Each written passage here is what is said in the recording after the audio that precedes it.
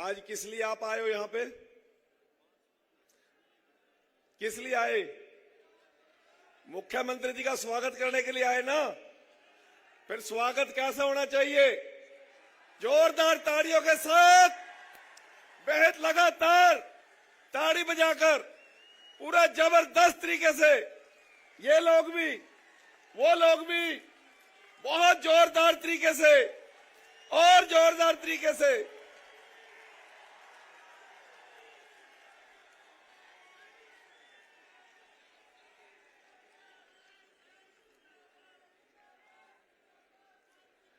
आज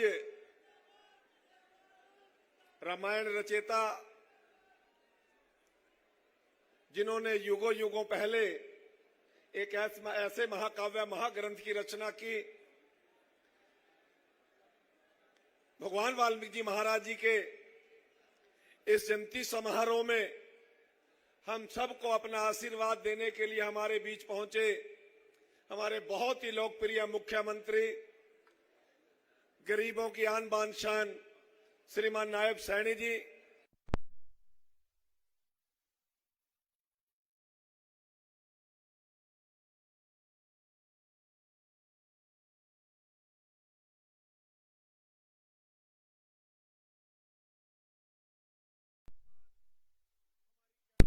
सभी कैबिनेट मंत्रीगण, हमारे सभी विधायकगण, विराजमान पूर्व सांसद, पूर्व विधायकगण और मंच पर एक से बढ़कर एक डीएससी समाज के योद्धा विराजमान हैं और इस तरफ भी डीएससी समाज के एक से एक बढ़कर योद्धा विराजमान हैं और मेरे सामने डीएससी समाज की आन बान और शान है।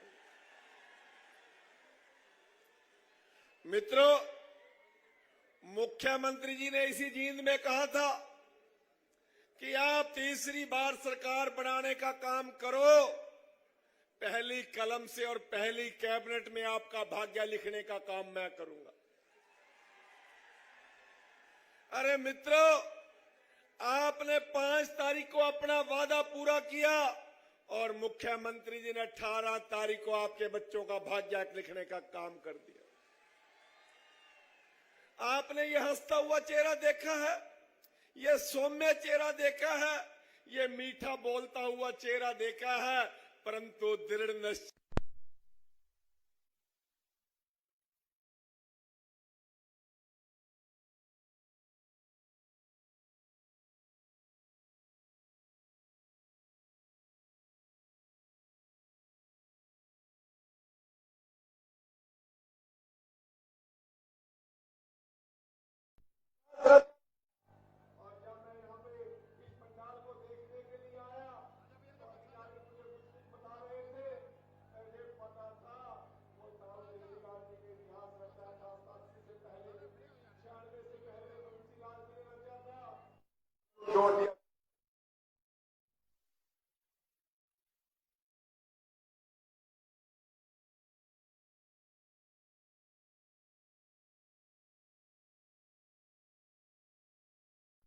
भूतो ना भविष्य में इससे बड़ा आयोजन कोई कर भी नहीं पाएगा। ये सिर्फ प्यार है माननीय नायब सिंह सैनी जी का, ये प्यार है अपने लोकप्रिय मुख्यमंत्री का, ये जो प्यार है आपके बच्चों का जो भाग्य लिखा गया कलम का प्यार है। मित्रों, बहुत से महानुभाव यहां मंच पर विराजमान है।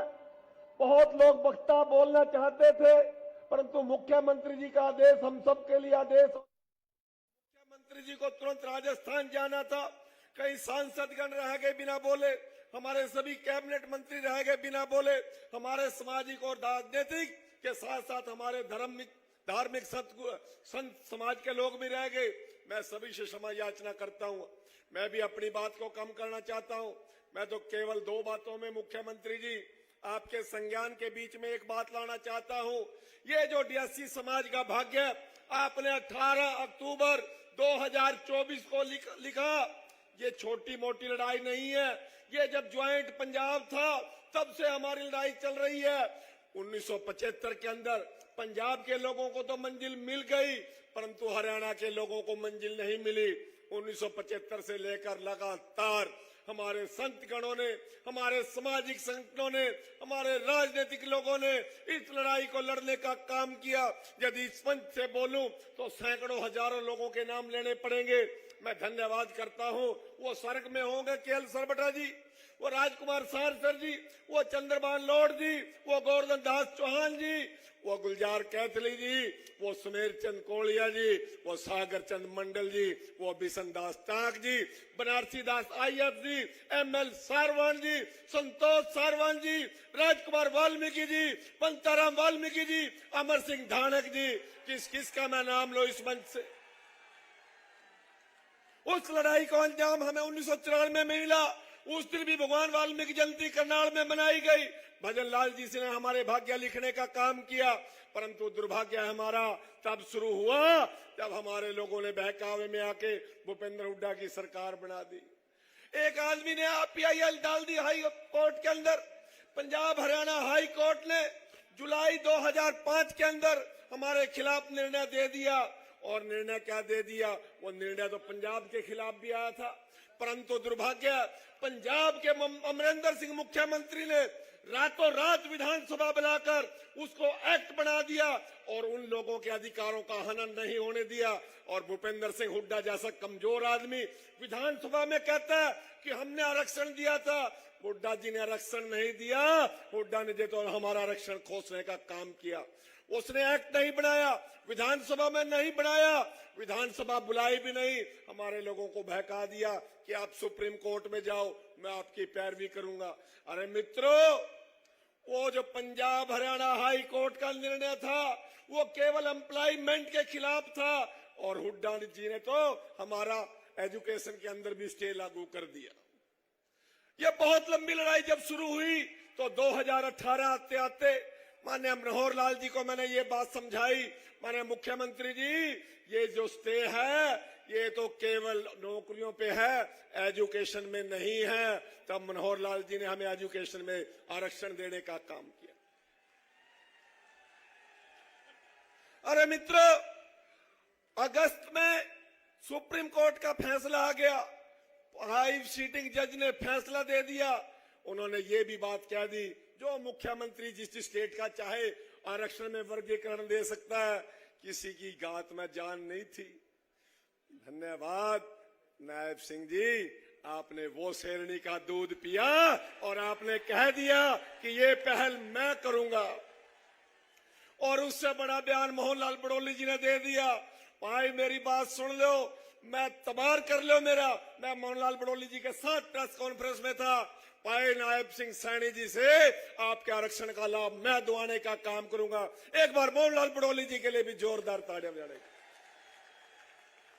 मित्रों, भाई दिसंबर मंच पे बैठे हैं, कैबिनेट में ये मुद्दा आते आते रह गया, परंतु हमारे लोगों के बीच दिलों में एक बहुत बड़ी मायूसी आ गई, उदासी आ गई।